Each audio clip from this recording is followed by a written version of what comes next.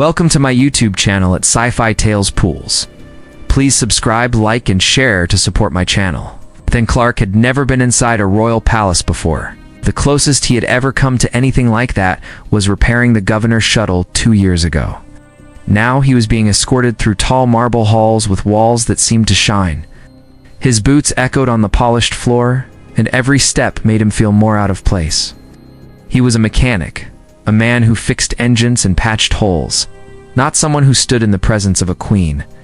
The soldiers who led him said very little. They moved in perfect rhythm, their uniforms spotless, their expressions unreadable.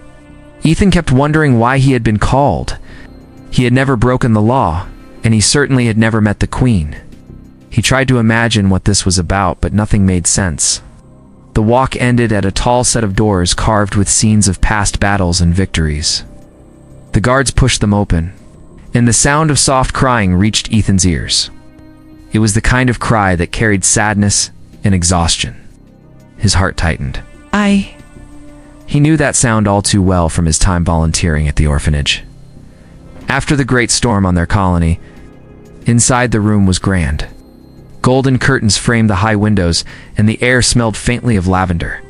In the center stood a cradle made of pale wood, and in it was a small baby wrapped in a soft blanket. The baby's face was red from crying, tiny fists waving in the air. Standing beside the cradle was Queen Alexandra. Her gown shimmered as the light touched it, but her face showed no sign of royal calm. She looked tired, her eyes heavy, her lips pressed into a thin line. When she looked at Ethan, he saw not just a ruler, but a mother who had not slept in days. "You are Ethan Clark," she said quietly. He nodded. She stepped closer, her voice steady, but carrying a trace of desperation. "My son, Prince Liam, has not stopped crying for 3 days. None of my physicians, caretakers, or nurses have been able to soothe him. They tell me you have a gift with children." "Is this true?" Ethan shifted uncomfortably. "I do not know about a gift, Your Majesty," he said, "but I have looked after children before."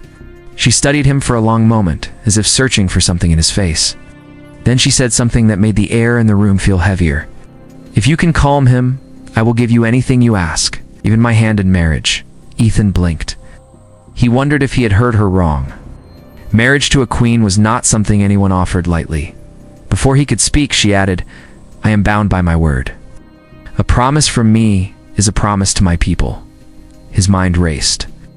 It seemed unreal, almost like a joke, yet the look in her eyes was serious. She motioned toward the cradle. "Will you try?" He stepped forward slowly. The baby's cries were sharp and unending, bouncing off the walls. Ethan noticed that the sound seemed to mix with a faint hum in the room, like the vibration of an engine far away. His hands rested on the edge of the cradle, and he looked down at the small face.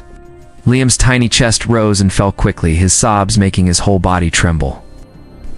"Hello there, little one," Ethan said softly, his voice low and calm. The queen watched silently from a few steps away, her fingers twisting the fabric of her gown. Ethan reached into the cradle and gently lifted Liam. The baby was warm and small, his skin soft against Ethan's calloused hands. He began to sway lightly, the way he used to with the orphanage children. But the crying did not stop. He frowned slightly, his ears still catching that faint hum in the background. He looked around the room without letting go of the baby. The walls were lined with shelves and tapestries, but his eyes went to a small metal panel near the floor. The sound seemed stronger there. His years of working on ships told him it might be some sort of stabilizer or generator. Liam's cries grew louder for a moment, and Ethan adjusted his hold, resting the baby's head against his shoulder. The motion seemed to ease the tension a little, though not fully. Ethan thought, "There is something here that is bothering him, and I think I can fix it." The queen stepped closer. "Is something wrong?" she asked. Ethan gave a small shake of his head. "Not with him," he said quietly.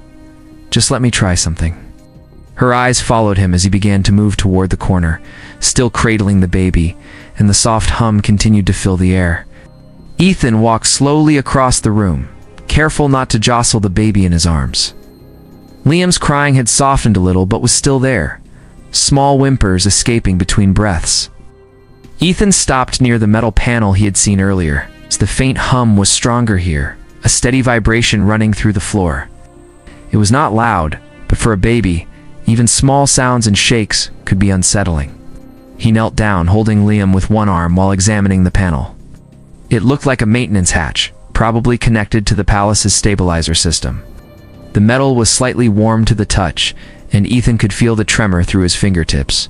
He glanced back at the Queen, who was watching him with a curious but cautious look. "What are you doing?" she asked in a low voice. "I think this sound might be bothering him," Ethan replied. "Sometimes babies notice things adults ignore." She tilted her head. "No one mentioned that. All the doctors said it was colic." "Maybe," Ethan said, "but I would like to check. Do you mind?" She hesitated for a moment, then gave a small nod. "Do what you must."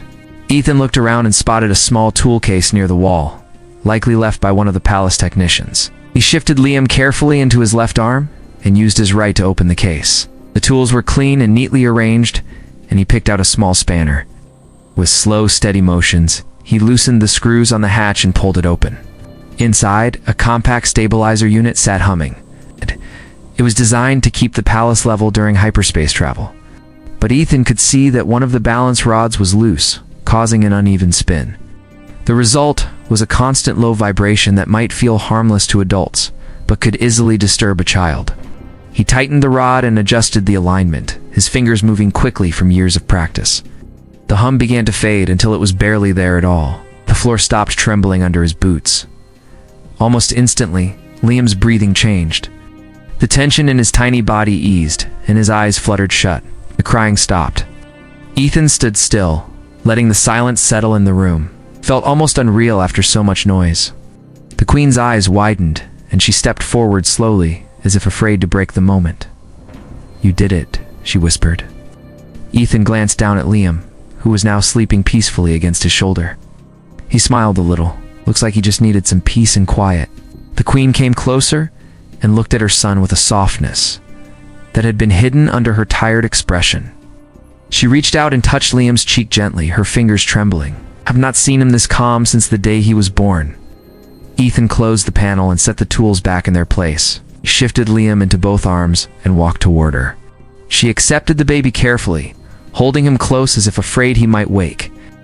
But Liam stayed asleep, his tiny hand curling around a strand of her hair. "How did you know?" she asked. "I have worked on machines my whole life," Ethan said. "Sometimes a small problem can make a big difference. People are not so different. We just need to find what is wrong and fix it." The Queen studied him for a long moment.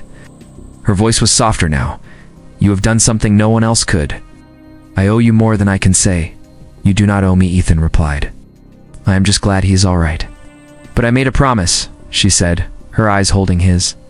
"And I keep my promises." Ethan felt his chest tighten. He had almost forgotten the words she had spoken earlier.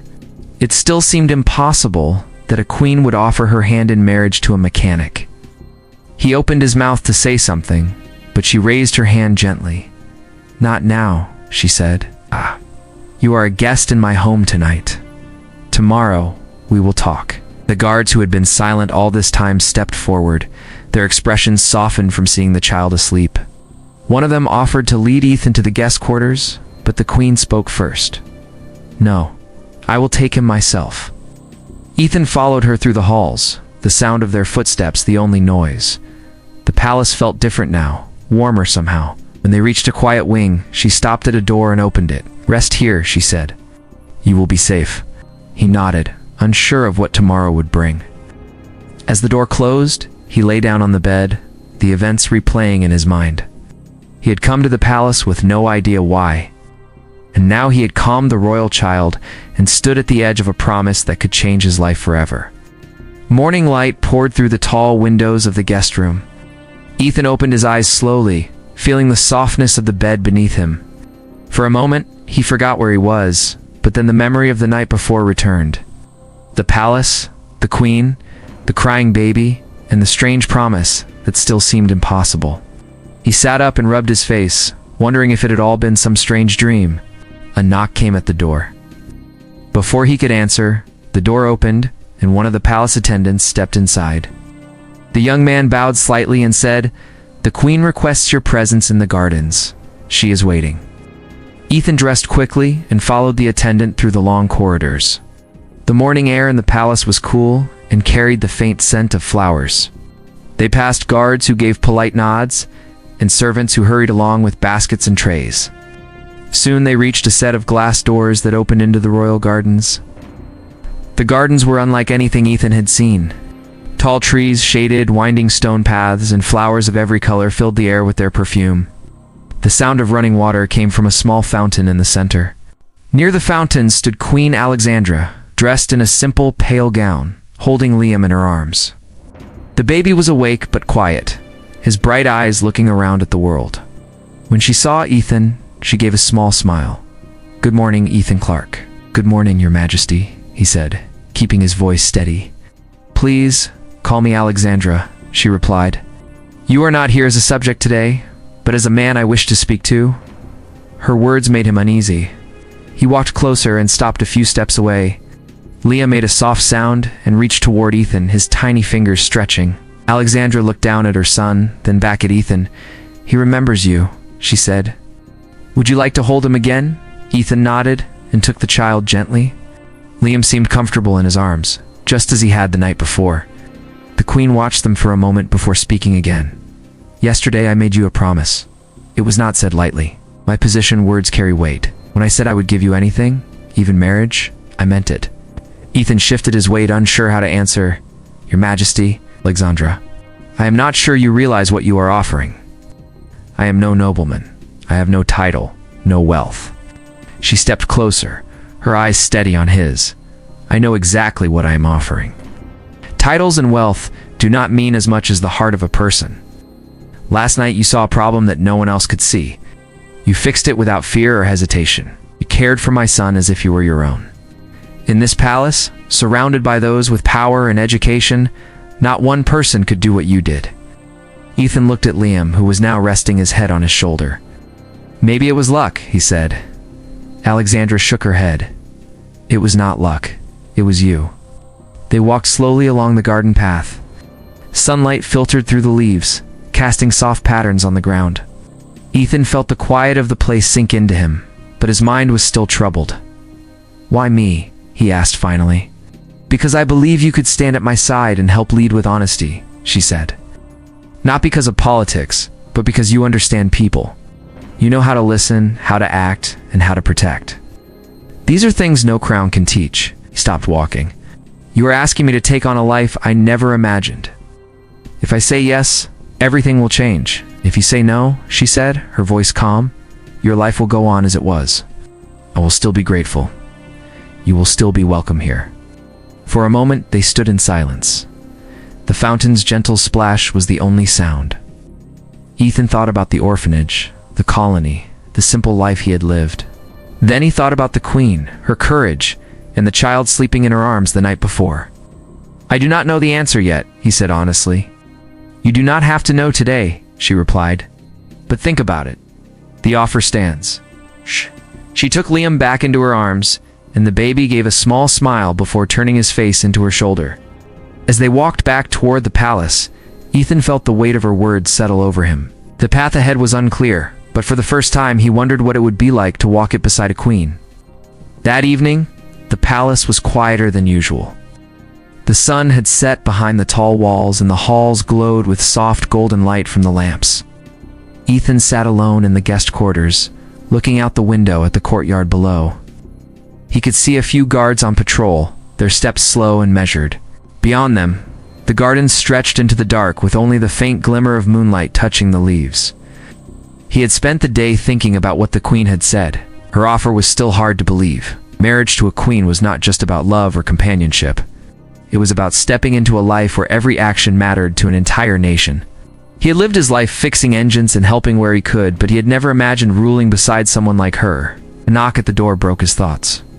He stood and opened it to see a palace attendant. "The Queen wishes to see you in the council chamber," the man said. Ethan followed him through long corridors until they reached a wide room with tall windows and a polished table in the center. Queen Alexandra stood at the far end, her hands resting on the table, a stack of documents beside her. She looked up as he entered. "Thank you for coming," she said. "Please, sit." He sat across from her.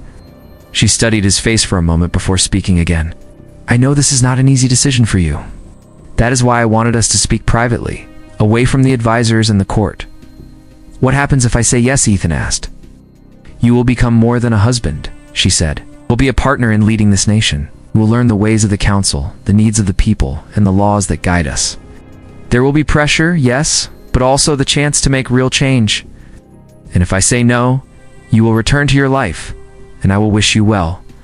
There will be no anger, no punishment. Only gratitude for what you did for my son. He leaned back in the chair.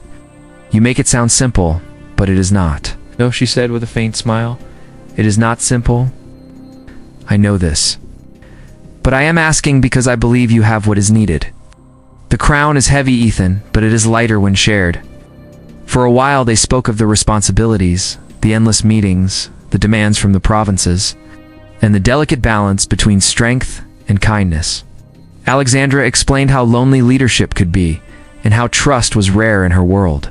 She said he had shown her a kind of trust she had not seen in years. After the talk, they walked together down a hallway lined with portraits of past rulers. Each frame held the image of someone who had shaped the history of the nation. Alexandra stopped before one portrait of a queen who had ruled a century ago. She was like me, Alexandra said quietly, strong in public, but carrying burdens in private. She had no partner to share them with.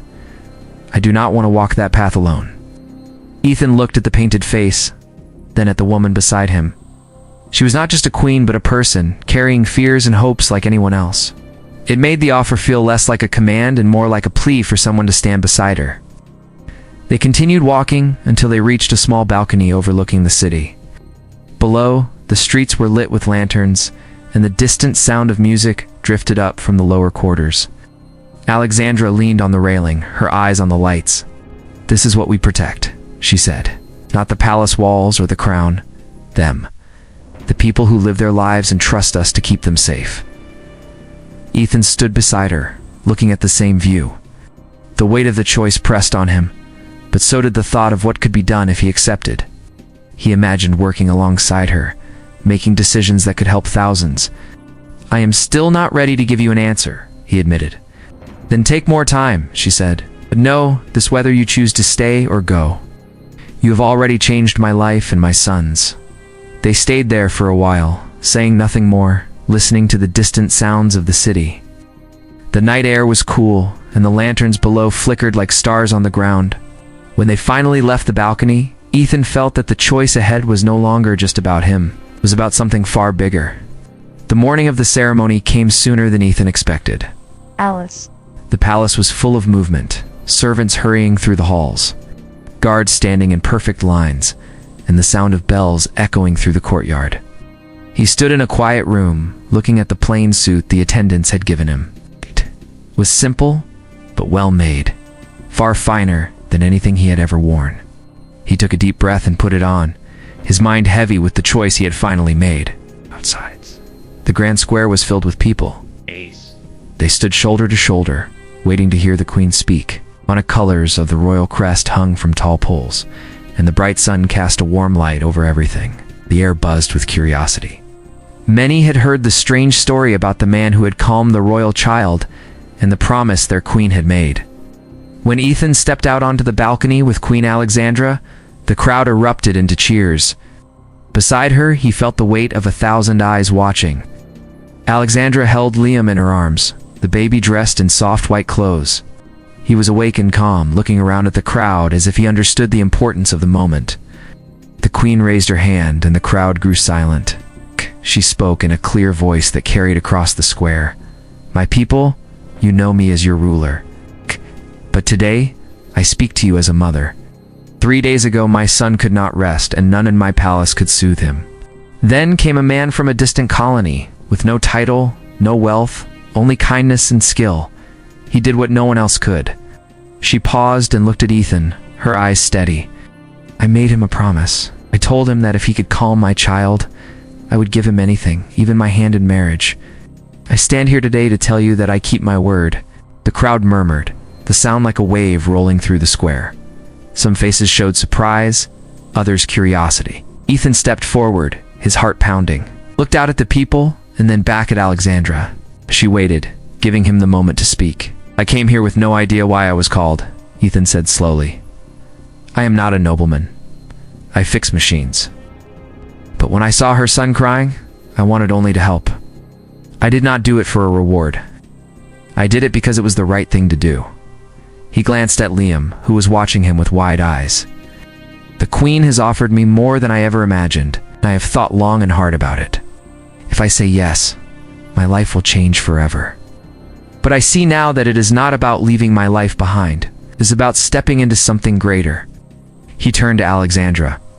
"If you still wish it, I will stand at your side. It's not just as your husband, but as your partner in leading and protecting this nation."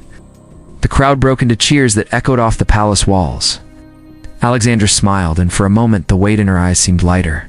She stepped closer to Ethan, still holding Liam, and said softly so only he could hear, "I am glad you chose to stay."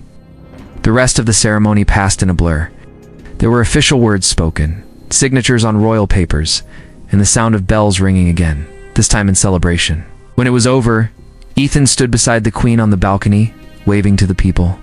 Liam was in his arms now, and the baby smiled as if he knew the joy around him.